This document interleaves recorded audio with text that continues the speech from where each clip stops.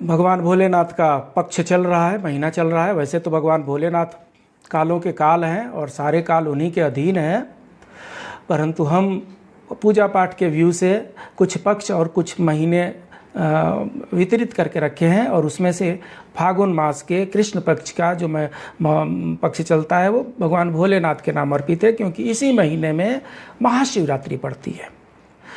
आज हम जो चर्चा करने जा रहे हैं, आज हमारे चर्चा का विषय है शिव पार्वती विवाह कथा। बड़ा ही रोचक कथा है। एक भोले भंडारी का विवाह एक राजकन्या के साथ हो रहा है, ये कम आश्चर्य की बात नहीं है। तो ध्यान से सुनते हैं। यूँ जानने वालों को पता है कि भगवान भोलेनाथ का कोई पिता नहीं है, कोई माता नहीं है, स्वयंभू हैं, वो स्वयं प्रकट हुए हैं। उनके कोई माता नहीं है, उनको कोई पिता नहीं है, उनका कोई गोत्र नहीं है, उनका कोई जाति नहीं है, स्वयंभू है। परंतु माता पार्वती जब जब भगवान भोलेनाथ से मिली हैं, तब तब वो किसी न किसी राजघराने में उत्पन्न हुई हैं। और यही होता है माता पार्वती से पहले जन्म में माता सती की कथा। माता सती दक्ष राज प्रजापति दक्ष की कन्या होती हैं, और माता सती दक्ष महाराज की अनुमति के बिना ही भगवान भोलेनाथ का वरण कर लेती हैं। इस बात का महाराज दक्ष को बहुत मलाल रहता है, क्योंकि महाराज दक्ष जो होते हैं वो राजा होते हैं, और माता सत्यवती उनकी पुत्री राजकुमारी होती हैं, और राजकुमारी का एक ऐसे अलबेले वर के साथ विवाह करना उनको बिल्कुल अच्छा नहीं लगता। समय बीतता है, और कुछ समय के पश्चात महाराज दक्ष एक बहुत बड़े यज्ञ का आयोजन करते हैं। दूर दूर तक जितने भी बड़े बड़े देवी देवता, मनुष्य, गंधर्व, सबको निमंत्रित किया जाता है। माता सती को और भगवान भोलेनाथ को निमंत्रित नहीं किया जाता है, क्योंकि महाराज दक्ष को वो नहीं अच्छे लगते हैं। महाराज दक्ष उनसे चिढ़े हुए हैं, इसलिए वो भगवान भोलेनाथ को और अपनी पुत्री सती माता को नहीं निमंत्रित करते हैं। होने को कुछ और होना होता है। सती माता जिद करती हैं कि नहीं, मेरे पिताश्री इतना बड़ा यज्ञ कर रहे हैं और मैं ना जाऊं, ये अच्छा नहीं लगता है।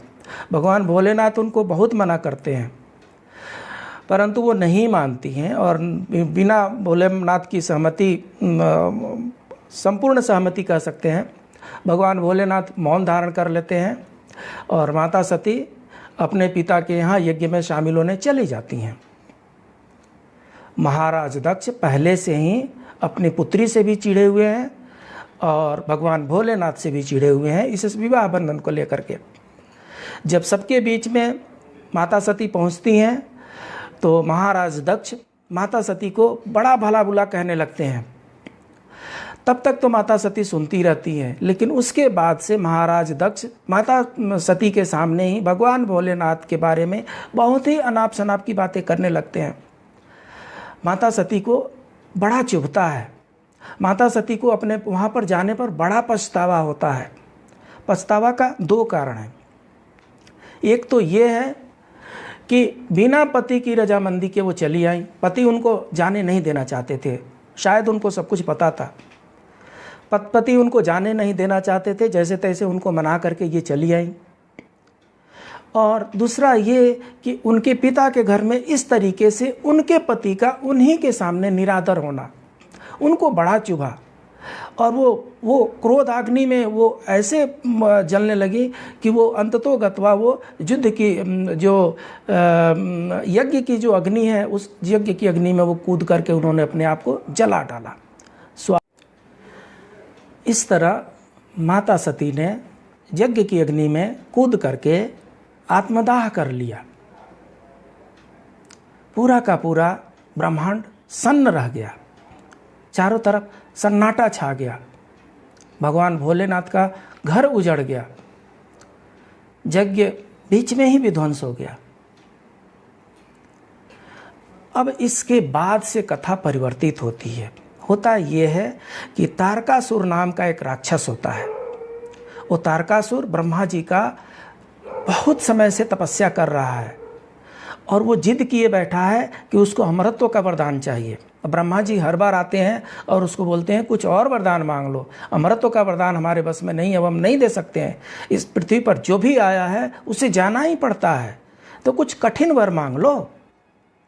जैसे माता सती आत्मदाह कर लेती हैं, उसके बाद से जब ब्रह्मा जी तारकासुर के पास उपस्थित होते हैं, तारकासुर को मौका मिल जाता है और वो वरदान मांगता है, ठीक है यदि आप अमरत्व का वरदान नहीं दे सकते तो आप ये वरदान दीजिए कि मेरी मृत्यु केवल और केवल शिव के पुत्र से ही हो। उसको पता है माता सती आत्मदाह कर चुकी हैं, शिव जी बिना पत्नी के हो गए हैं, उनका पुत्र हो ही नहीं सकता है, तो न उनका पुत्र होगा और न इसका अंत होगा। इसलिए इसने घुमा करके ये वरदान मांग लिया कि मेरा वध सिर्फ और सिर्फ शिव पुत्र से ही हो। ब्रह्मा जी वचनबद्ध थे, तथास्तु कह करके चले जाते हैं। तारकासुर लगभग अमर हो चुका है, क्योंकि शिव जी की तो पत्नी ही नहीं है, दूर दूर तक उन्हें संतान होने का कोई चांस ही नहीं है, तो उसको उसकी हत्या कौन करेगा, उसको वध कौन करेगा, उसको मारेगा कौन। मृत्यु लोक से लेकर के देवलोक तक त्राहि त्राहि मच जाता है। चारों तरफ विध्वंस की लीलाएं खेल रहा है तारकासुर। सभी देवगण उपस्थित होकर के और देवी माता के शरण में जाते हैं, उनसे प्रार्थना करते हैं, हे देवी माता इस असुर के वध का कुछ तो उपाय किया जाए। देवी माता कहती हैं कुछ विचार करते हैं। इसी समय में हिमालय के एक राजा जो होते हैं हिमवान और रानी मैनावती, ये दोनों के संतान नहीं होते हैं, सो हिमवान और रानी मैनावती तपस्या कर रहे हैं कि उन्हें कोई संतान हो जाए।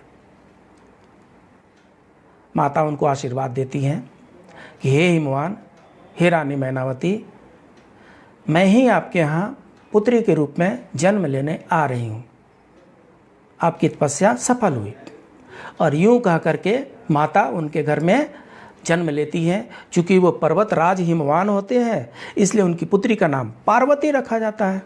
पार्वती शब्द जो है पर्वत से बना है, जो पर्वत की पुत्री हो उसको पार्वती कहते हैं।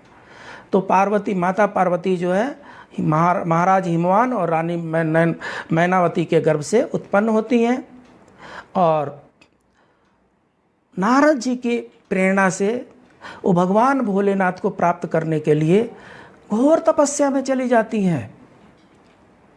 इधर शंकर जी सती जी की सती हो जाने के बाद से वैरागी हो गए हैं, योग में चले गए हैं, तपस्या में चले गए हैं। और इधर माता पार्वती भगवान भोलेनाथ को पाने की तपस्या में लगी हुई हैं।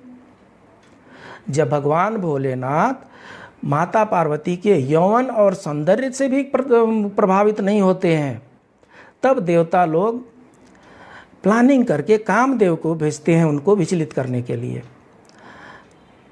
कामदेव को भी भगवान भोलेनाथ भस्म कर देते हैं। उसके बाद से आंखें तो उनकी खुल जाती है, तपस्या से वो निकल जाते हैं, तपस्या से निकल करके वो कामदेव को भस्म कर देते हैं। तत्पश्चात भगवान भोलेनाथ की जिज्ञासा होती है कि ये जो लड़की पार्वती है ये तपस्या कर रही है, इसकी परीक्षा लेनी चाहिए। तो वो सप्तर्षियों को बुलाते हैं और सप्तर्षियों से कहते हैं कि आप लोग योग्य हैं, विद्वान हैं, पढ़े लिखे हैं, जा करके उस कन्या को समझाइए कि भगवान भोलेनाथ उसके लिए योग्य वर नहीं है। सप्तर्षि जाते हैं, माता पार्वती के सामने हाथ जोड़ करके उनको बताते हैं कि हे देवी, आप राजकुमारी हैं, आपका विवाह, आपका स्वयंवर राजकुमारों के साथ होना चाहिए। ये जो भोलेनाथ हैं ये अवगढ़ है, भस्म लेपे रहते हैं, सांप लपेटे रहते हैं, तांडव करते रहते हैं, इनके साथ आप कैसे रह पाएंगी, कैसे जी पाएंगी। माता पार्वती को पिछले जन्म की सारी बातें याद थी। उनको पता है कि आज नहीं तो कल उनको भगवान भोलेनाथ को ही वर्ण करना है। उन्होंने बोला कि वो सब तो ठीक है, लेकिन मैंने निश्चय किया है कि मैं तो भोलेनाथ की ही पत्नी बनूंगी। सप्तर्षि वहाँ पर उनको आशीर्वाद देते हैं, आशीर्वाद होकर चले जाते हैं। भगवान भोलेनाथ को बोलते हैं कि माता मानने वाली नहीं है, आगे आपको जो उचित जान पड़े वो कीजिए। फिर से उनकी जिज्ञासा होती है परीक्षा लेने की, और इस बार क्या होता है, माता पार्वती जिस जलाशय के बगल में तपस्या में लीन है, उस जलाशय में एकाएक आवाज़ आने लगती है एक बच्चे के चिल्लाने की। एक बच्चा चिल्ला रहा है और एक मगरमच्छ बच्चे को पकड़े हुए है, खींचे जा रहा है। माता उठती हैं और जा कर के वो मगरमच्छ से प्रार्थना करती हैं, आप इस बच्चे को छोड़ दीजिए।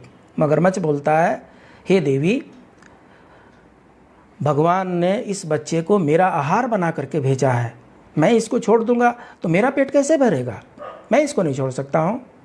बार बार वो आग्रह करती हैं, और उनके बार बार आग्रह करने के बाद से वो मगरमच्छ कहता है, चलिए एक बात मैं मान लेता हूँ आपकी बात, मेरा कंडीशन ये है कि आप इस बालक के बदले में आप मुझे कुछ दे दीजिए जिससे मेरा भला हो सके। माता कहती हैं, आप जो कुछ भी मेरे से लेना चाहते हैं आप ले लीजिए, इस बालक को छोड़ दीजिए। वो बालक को छोड़ देते हैं। माता बोलती हैं, बोलिए क्या चाहिए। वो बोलते हैं कि 1000 साल से आप तपस्या कर रही हैं भगवान भोलेनाथ का, उस सारे तपस्या का फल मुझे चाहिए। आप या तो तपस्या का फल मुझे दे दीजिए, और नहीं तो ये बालक मैं ले जा रहा हूँ चमकाने के लिए। माता पार्वती विवश होती है, उनके सामने, अपने सामने वो बच्चे को जाते हुए नहीं देख सकती। वो अपने 1000 साल की तपस्या का जो फल होता है वो उस मगरमच्छ को दे देती हैं। बच्चे की जान बच जाती है, और फिर वो हाथ में जल लेती हैं संकल्प करने के लिए कि मेरा जो कुछ भी पुण्य था वो तो ये मैंने दे दिया मगरमच्छ को, अब मैं फिर से तपस्या कर रही हूँ भगवान भोलेनाथ को पाने के लिए। वो हाथ में जल लेती हैं तब संकल्प करने के लिए। तब तक भगवान भोलेनाथ उनके सामने उपस्थित हो जाते हैं। वो बताते हैं, वो मगरमच्छ मैं ही था, मैं ही आपकी परीक्षा ले रहा था, आप परीक्षा में सफल हो गई, आपको और कोई तपस्या करने की आवश्यकता नहीं है, मैं प्रसन्न हूँ और मैं आपको अपनी पत्नी बनाने के लिए तैयार हूँ। जब ये बातें हो जाती हैं तो उसके बाद से भगवान भोलेनाथ के तरफ से कुछ सगे संबंधी जाते हैं विवाह तय करने के लिए महाराज हिमवान और रानी मैनावती के घर में। वो सगे संबंधी जानते हैं कौन होते हैं? भगवान भोलेनाथ के सगे संबंधी होते हैं भूत, पिशाच, हर प्रकार के जीव। किसी को चलने का ढंग नहीं, किसी को उठने का ढंग नहीं, हर उल्टे फुल्टे लोग उनके साथ पहुंच जाते हैं प्रपोज करने के लिए। ये देख करके रानी मैनावती मूर्छित हो गिर पड़ती है। बोलिए मेरी बेटी ने किसका वर्ण कर लिया, ये तो पूरा शरीर में ये भभूत लगाया हुआ है, सांप इसके गले में लटक रहा है। फिर उनको समझाया बुझाया गया। उन्होंने माता पार्वती ने अपनी माता को समझाया और बोला मुझे एक मौका दीजिए, मैं भगवान भोलेनाथ से कुछ बात करना चाहती हूँ। वो पर्दे में होकर के भगवान भोलेनाथ को बता रही हैं, हे भोलेनाथ, आप जिस भी रूप में हैं मुझे पसंद है, आप जिस भी तरीके से रहते हैं मैं आपके साथ रह लूँगी, लेकिन ये जो मेरी माता हैं जिन्होंने मेरा लालन पालन किया है, ये आपके इस रूप को देख करके डर गई हैं। इसलिए हे भोलेनाथ, आप इस रूप को त्याग करके एक मनमोहक रूप में आइए मेरे खातिर। माता पार्वती भोलेनाथ को मनाने में सफल हो जाती हैं। भगवान भोलेनाथ कहते हैं मैं तो अगड़दानी हूँ, वो कैसे दुल्हा कैसे बनते हैं, सुंदर कैसे बनते हैं, इसकी मुझे जानकारी नहीं है। तुरंत वहाँ पर भगवान विष्णु उपस्थित हो जाते हैं और बोलते हैं चिंता न कीजिए, हम आपको सजाएंगे। भगवान विष्णु भगवान भोलेनाथ को सजाते हैं। सजाने के बाद से खूब सुंदर दुल्हा बन जाते हैं और बड़े धूमधाम से माता पार्वती के साथ भगवान भोलेनाथ का विवाह कर दिया जाता है। विवाह के उपरांत गणेश जी भी होते हैं और कार्तिकेय जी भी होते हैं, और ये कार्तिकेय जी हैं जो तारकासुर का वध करते हैं, क्योंकि तारकासुर का वध वहीं कर सकता है जो भोलेनाथ से पैदा हुआ हो, जो भोलेनाथ का पुत्र हो। भगवान गणेश जी सबको पता है वो पैदा नहीं हुए हैं, वो बने बनाए हुए हैं। भगवान भोलेनाथ से और माता पार्वती से कार्तिकेयन जी उत्पन्न होते हैं और वरदान के अनुसार कार्तिकेयन जी तारकासुर का वध करते हैं।